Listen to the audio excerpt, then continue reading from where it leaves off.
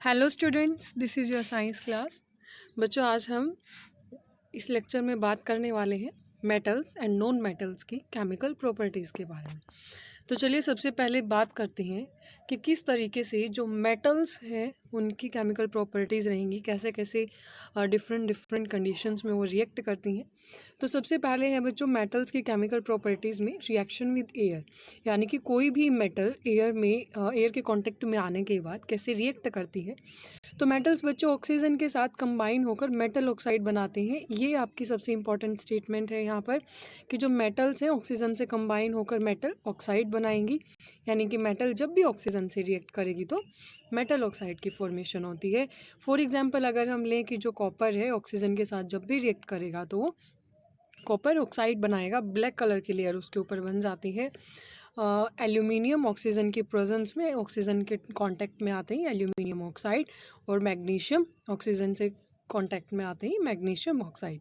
तो इस तरीके से बच्चों अब डिफरेंट डिफरेंट मेटल्स हैं जो डिफरेंट डिफरेंट रिएक्टिविटीज़ भी शो करती हैं ऑक्सीजन के लिए। लाइक सोडियम और पोटाशियम है, ये वाइग्रसली रिएक्ट करती हैं, मतलब बहुत स्पीड से। अगर सोडियम और पोटाशियम को या सोडियम को स्पेशली अगर हम ओपनली छोड़ दें, आपने सोडियम के बारे में नॉर्मली सुना भी होगा लैब में भी, इसको केरोसिन ऑयल में रखा जाता है, क्योंकि अगर इसको नॉर्मली एयर में छोड़ दें तो ऑक्सीजन से रिएक्ट करके फायर को कैच कर लेते हैं इजीली, इसीलिए इनको हमेशा केरोसिन ऑयल में रखा जाता है। तो ये इंपॉर्टेंट कंसेप्ट है, पूछ लिया जाता है कि सोडियम या पोटेशियम जैसी मेटल्स को क्यों इतना जल्दी फायर कैच कर लेते हैं, रिएक्टिविटी ज़्यादा है इनके ऑक्सीजन के लिए।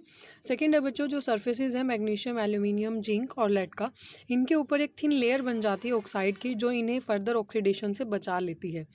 फर्दर ऑक्सीडेशन लाइक एक बार जैसे मान लो यहाँ पर हमने पढ़ा कि मैग्नीशियम ऑक्साइड बना, तो एक बार एक लेयर की यहाँ फॉर्मेशन बन जाएगी, उसके बाद इसका आगे ऑक्सीडेशन नहीं होगा। Fe does not burn on heating but iron filings burn vigorously, यानी कि आयरन को नॉर्मली आप बर्न करोगे तो हीटिंग नहीं होगी, लेकिन अगर आयरन फीलिंग्स कहीं पर है, आयरन की फीलिंग हो रखी है कहीं पर, तो नॉर्मली बहुत स्पीड से वो लाइक फायर को कैच करेंगे। ठीक है, अगर हम कॉपर की बात करें, कॉपर कभी भी मतलब जलता नहीं है, क्योंकि उसके ऊपर एक कॉपर ऑक्साइड की लेयर बन जाती है। यहाँ पर आप देख सकते हो कॉपर जलेगा तो नहीं, मतलब नॉर्मली अगर आपने हवा के अंदर उसको छोड़ दिया जलेगा नहीं, लेकिन उसको ऊपर एक ब्लैक कलर की ऑक्साइड की लेयर बन जाएगी, that is called copper oxide. उसके बाद बच्चों अगर हम बात करें यहाँ पर गोल्ड और सिल्वर, ये तो नॉर्मली ज्वेलरी में लोग यूज़ भी करते हैं। तो गोल्ड और सिल्वर ये भी ऑक्सीजन के साथ रिएक्ट नहीं करते, क्योंकि ऐसा होने लगे तो नॉर्मली आप देखते हैं जो भी हम ज्वेलरी यूज़ करते हैं तो वो सारी ख़राब हो जाएंगी। हाँ, सिल्वर के ऊपर कभी कभार आप देखते हैं एक हल्की सी लेयर ज़रूर आ जाती है, उसको भी हम अगर मतलब प्रॉपरली एक ट्रीट करें तो उस लेयर को रिमूव किया जा सकता है, दोबारा जो सिल्वर अपनी शाइन को गेन कर लेता है। एक बच्चों स्पेशल तरह के हमारे ऑक्साइड्स होते हैं एम्फोटेरिक ऑक्साइड्स। एम्फोटेरिक वर्ड बहुत इंपॉर्टेंट है। एम्फोटेरिक ऑक्साइड्स बच्चों कौन से होते हैं? ऐसे मेटल ऑक्साइड जो रिएक्ट करते हैं एसिड से भी और बेसिस से भी। एम्फोटेरिक नेचर भी अगर बोल दिया जाए किसी सब्सटेंस का, तो यानी कि एसिड और बेस दोनों से जहाँ रिएक्ट कर रहा है जो सब्सटेंस, उसका नेचर कैसा होगा? एम्फोटेरिक। यहाँ हम बात कर रहे हैं सिर्फ एम्फोटेरिक ऑक्साइड्स की। तो मेटल्स, ऐसे मेटल ऑक्साइड जो एसिड और बेस दोनों के साथ ही क्या करते हैं? रिएक्ट करते हैं, और क्या बनाएंगे रिजल्ट में? वो सॉल्ट एंड वाटर, सॉल्ट और वाटर की फॉर्मेशन करेंगे। ऐसे ऑक्साइड्स को हम क्या कहेंगे? एम्फोटेरिक ऑक्साइड्स, यानी कि जहाँ पर acid as well as base दोनों से ही रिएक्ट किया और फॉर्मेशन किसकी हुई? वाटर एंड सॉल्ट की। इसका हम बच्चों एग्जांपल देख लेते हैं। एल्यूमिनियम ऑक्साइड जो यहाँ पर गिवन था हमारा, इसको अगर हम रिएक्ट करवाते हैं हाइड्रोक्लोरिक एसिड से, तो यहाँ पर आप देख रहे हैं किस तरीके से जो हमारा यहाँ पर सॉल्ट और वाटर की फॉर्मेशन हुई है, एल्यूमिनियम ट्राइक्लोराइड और वाटर की फॉर्मेशन हुई है। एक और एग्जांपल बच्चों यहाँ दिया हुआ है, जब Al2O3 रिएक्ट करता है सोडियम हाइड्रोक्साइड से तो वो बनाएगा NaAlO2, यानी कि सोडियम एल्यूमिनेट एक सॉल्ट की प्लस वाटर की फॉर्मेशन यहाँ होगी। उसके बाद बच्चों बात करते हैं reaction of metals with water. अभी तक हमने जो मेटल्स की रिएक्शन की बात की थी एयर के साथ, यानी कि एयर के कॉन्टैक्ट में मेटल्स कैसे रिएक्ट करती हैं। अब हम बात करेंगे मेटल्स वाटर में कैसे रिएक्ट करती हैं। तो बच्चों जब डायरेक्टली ओनली मेटल, ठीक है, ओनली मेटल वाटर से रिएक्ट करेगी तो मेटल ऑक्साइड की फॉर्मेशन होगी, यानी कि कोई भी मेटल है और प्लस ऑक्साइड की फॉर्मेशन हो जाएगी। लेकिन ये इंपॉर्टेंट है, हाइड्रोजन वहाँ पर रिलीज होती है। और अगर मेटल ऑक्साइड डायरेक्ट रिएक्ट करती है, अब ये मेटल ऑक्साइड अगर डायरेक्ट फिर से वाटर से रिएक्ट करे तो क्या होगा? अब ये मेटल ऑक्साइड जब वाटर से रिएक्ट करेगा तो मेटल हाइड्रोक्साइड, यानी कि मेटल हाइड्रोक्साइड को हम OH से रिप्रेजेंट करते हैं, तो ये फॉर्मेशन होगी। ठीक है, यहाँ भी इसके डायग्रामेटिक रिप्रेजेंटेशन से समझ सकते हैं। जो सोडियम पोटाशियम कैल्शियम है ये हमेशा कोल्ड वाटर से रिएक्ट करते हैं, मैग्नीशियम हॉट वाटर से रिएक्ट करता है। कैल्शियम और मैग्नीशियम बच्चों इनके अंदर जब ये रिएक्ट करते हैं तो हाइड्रोजन गैस की बबलिंग होने लगती है, यानी कि आप जैसे पानी में देखते हैं इस तरह से अगर कई बार बबल्स बुलबुले से बन जाते हैं तो हम कहते हैं ना हवा के बुलबुले हैं। सेम एज इट इज़ यहाँ पर जो बबलिंग है, फ्लोट यानी कि तैरना, वो बबल्स की फ्लोटिंग होने लगती है और वो बबल्स किसके होते हैं? हाइड्रोजन गैस के। तो ये आपने समझ लिया है। अब हम बात करते हैं कि जो लेड है, कॉपर और गोल्ड एंड सिल्वर, ये यू गोल्ड को और ये जी सिल्वर को रिप्रेजेंट करता है। ये कभी भी वाटर से रिएक्ट नहीं करते। और एल्यूमिनियम, आयरन और जिंक है ये स्टीम से रिएक्ट करते हैं, यानी कि नॉर्मली अगर थोड़ी बहुत स्टीमिंग भी है वहाँ भी ये रिएक्ट कर जाते हैं ईजिली। उसके बाद कुछ एग्जाम्पल्स यहाँ भी गिवन है बच्चों, लाइक सोडियम जब भी वाटर से रिएक्ट करेगा तो sodium hydroxide plus most important hydrogen release करेगा और कुछ अमाउंट में हीट रिलीज़ होगी। कैल्शियम वाटर से रिएक्ट करेगा तो कैल्शियम हाइड्रोक्साइड प्लस हाइड्रोजन वहाँ पर रिलीज़ होगी। तो ये आपने कर लेना है। इसके आप 2 से 3 एग्जाम्पल ज़रूर याद कर लें एग्जाम के लिए, जो आपको ईजी लगते हैं, अदरवाइज समझ सभी लेने हैं।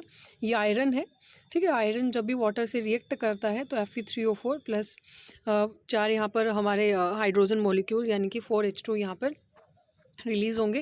तो इस तरीके से आपने पढ़ लेना है, जो भी आपको इजी लगे। सो 2 से 3 एग्जांपल्स आप ज़रूर कर लें, बाकी नोट सभी को कर लेना, जो इजी लगता है उन्हें मेमोराइज़ कर लेना। उसके बाद है बच्चों की जो मेटल हैं वो एसिड्स के साथ कैसे रिएक्ट करती हैं। देखो अब यहाँ पर हमने पढ़ा कि एयर के साथ, वाटर के साथ, अब हम बात करेंगे एसिड्स के साथ। एक टर्म यहाँ लिखी हुई है डाइल्यूट, ठीक है। 2 वर्ड होते हैं बच्चों, एक होता है डाइल्यूट और एक होता है कंसनट्रेटेड। कई जगह आप CONC.NC. ये भी आप लिखा देखते हो, इसका मतलब होता है कंसनट्रेटेड और ये डाइल्यूट। इनका मतलब क्या होता है? देखो डाइल्यूट होता है जहाँ पर सपोज करो कि मैं आपको कहूँ कि ये जो इसके अंदर जो केमिकल है, 2 बीकर्स मैंने यहाँ लिए, इस बीकर के अंदर जो केमिकल है वो डाइल्यूट है, इस बीकर के अंदर जो केमिकल है वो कंसनट्रेटेड है। कंसनट्रेटेड तो आप समझ सकते हैं बिल्कुल प्योर फॉर्म में, यानी कि यहाँ भी 100 ml है, यहाँ भी 100 ml है। तो यहाँ 100 ml बिल्कुल प्योर एसिड है, HCl पूरा प्योर है, सिर्फ समझने के लिए ही। तो यहाँ पर पूरा प्योर है वो। और यहाँ डाइल्यूट में क्या होगा, 90:10 हो जाएगा, ठीक है। यानी कि जो 90% है वो क्या है, पानी है, और 10% क्या है, वहाँ पर एसिड है। तो इस बीकर में आप समझ सकते हैं कि वाटर की कंटेंट कितनी हुई, 90% और 10% हमने एसिड ऐड किया, तो वो क्या हो गया, डाइल्यूट। यानी कि केमिकल की जो एसिड था हमारा उसकी कंसनट्रेशन कम हो गई और यहाँ पर वो प्योर फॉर्म में है, एकदम से कंसनट्रेटेड फॉर्म में है, ठीक है। तो यहाँ पर हम बात करने वाले हैं सिर्फ डाइल्यूट एसिड्स के साथ। तो बच्चों मेटल जब भी डाइल्यूट एसिड के साथ रिएक्ट करती है, यानी कि जहाँ स्लाइटली एसिडिक सॉल्यूशन है, हम कह सकते हैं वाटर की कंसनट्रेशन जहाँ ज़्यादा है, तो हमेशा सॉल्ट की फॉर्मेशन होगी और हाइड्रोजन गैस रिलीज़ होगी। ध्यान से समझना है इनको। जो कॉपर है, सिल्वर है और जो मरकरी है, ये कभी भी डाइल्यूट एसिड्स के साथ रिएक्ट नहीं करते। अगर हम बात करें कि आयरन है हमारा, वो हाइड्रोक्लोरिक एसिड के साथ कैसे रिएक्ट करता है, तो वहाँ पर FeCl2 यानी कि फेरिक क्लोराइड की फॉर्मेशन हो जाएगी प्लस हाइड्रोजन गैस रिलीज़ होगी। Same as it is magnesium HCl के साथ कैसे रिएक्ट करेगा, मैग्नीशियम क्लोराइड और हाइड्रोजन गैस रिलीज़ हो जाएगी। तो यहाँ पर ये सॉल्ट फॉर्मेशन हो रही है और हाइड्रोजन गैस साथ में रिलीज़ हो रही है। तो कन्फ्यूज़ नहीं होना है, ये आपने समझना था कि जो मेटल्स हैं किस तरीके से वो डाइल्यूट एसिड्स के साथ रिएक्ट करती हैं। उसके बाद है बच्चों reaction of metals with solutions of other metal salts, यानी कि अगर अब मेटल को किसी और दूसरे तरह के मेटल सॉल्ट्स के सॉल्यूशन से ही रिएक्ट करवाया जाए तो वो कैसे रिएक्ट करेंगी। तो सपोज करो हमारे पास एक ये मेटल A है, उसको हमने सॉल्ट सॉल्यूशन B से रिएक्ट करवाया, तो अब जो ये मेटल थी यहाँ पर ये रिप्लेस कर देगी यहाँ पर सॉल्ट सॉल्यूशन की मेटल को, यानी कि सॉल्ट सॉल्यूशन A हो जाएगा प्लस मेटल B। एग्जाम्पल देखते हैं। यहाँ पर जो फर्स्ट चैप्टर में हमने डिस्प्लेसमेंट रिएक्शन पढ़ी थी उसी का रूल अप्लाई होता है। रिएक्टिव जो ज़्यादा रिएक्टिव मेटल होगी वो डिस्प्लेस कर देगी लेस रिएक्टिव मेटल को उनके कंपाउंड सॉल्यूशन, मतलब जो जिस भी सॉल्यूशन में जो कंपाउंड प्रेजेंट है उनसे। लाइक आयरन को कॉपर सल्फेट से हम अगर रिएक्ट करवाते हैं तो जो आयरन है वो कॉपर को क्या कर देगी, डिस्प्लेस, और ख़ुद यहाँ पर FeSO4 की फॉर्मेशन करेगी और कॉपर यहाँ पर बाहर एलिमेंटल फॉर्म में रिलीज़ हो जाएगा। यहाँ आप रिएक्टिविटी सीरीज़ देख सकते हैं। रिएक्टिविटी सीरीज़ में क्या दिया हुआ है यहाँ पर कि किस तरीके से इस रिएक्टिविटी सीरीज़ में आप देख सकते हैं यहाँ पर अलग अलग जो मेटल्स हैं अरेंज्ड हैं in order of their decreasing activities, यानी कि सबसे ज़्यादा एक्टिव मेटल ये है, रिएक्टिव मेटल है पोटाशियम, सोडियम। उसके बाद इस तरीके से जैसे जैसे हम डाउनवर्ड मूवमेंट करेंगे वैसे वैसे जो मेटल्स की रिएक्टिविटी है वो कम होती चली जाएगी, डिक्रीज़ होती चली जाएगी। तो आप देख सकते हैं सबसे लिस्ट रिएक्टिव मेटल हुई गोल्ड और सबसे हाई रिएक्टिव मेटल हुई पोटाशियम। ठीक है। तो आज आपने ये पढ़ लेना है, रिएक्टिविटी इनकी द डिक्रीज़ हो रही है। तो यानी कि जब भी आप किसी रिएक्शन में अगर आप समझते हैं, आप अगर दिमाग में ये क्वेश्चन है कि इसका क्या बेनिफिट होगा, तो अगर इसी तरह की कोई भी डिस्प्लेसमेंट रिएक्शन सपोज करो यहाँ आ जाती है, आपको समझ नहीं आ रहा कौन किसको डिस्प्लेस करने वाला है, तो अगर आपको पता है कि आयरन की जो रिएक्टिविटी है वो ज़्यादा है कॉपर के कंपेयर में, तो डेफिनेटली आप उसको देखो यहाँ आप देख सकते हैं आयरन ज़्यादा रिएक्टिव है, कॉपर उससे नीचे, यानी कि कॉपर कम रिएक्टिव है, तो आयरन कॉपर को डिस्प्लेस कर देगा। सेम एज इट इज़ यहाँ पर आयरन ने कॉपर को डिस्प्लेस किया। ठीक है, तो ये रिएक्टिविटी सीरीज इस तरह से हेल्पफुल है। तो यहाँ उसके बाद बात करते हैं reaction of metals with non metals, यानी कि जो मेटल्स हैं, अब अगर हम बात करें कि वो नॉन मेटल से कैसे रिएक्ट करेंगी, तो बच्चों हमें पता होना चाहिए जो रिएक्टिविटी है किसी भी एलिमेंट की is the tendency to attain a completely filled valence shell, यानी कि कोई भी एलिमेंट है उसकी रिएक्टिविटी को हम कैसे मतलब डिफाइन करेंगे कि उस एलिमेंट की जो टेंडेंसी है अपना जो मतलब वैलेंस शेल है उनको कम्प्लीटली फील करने की।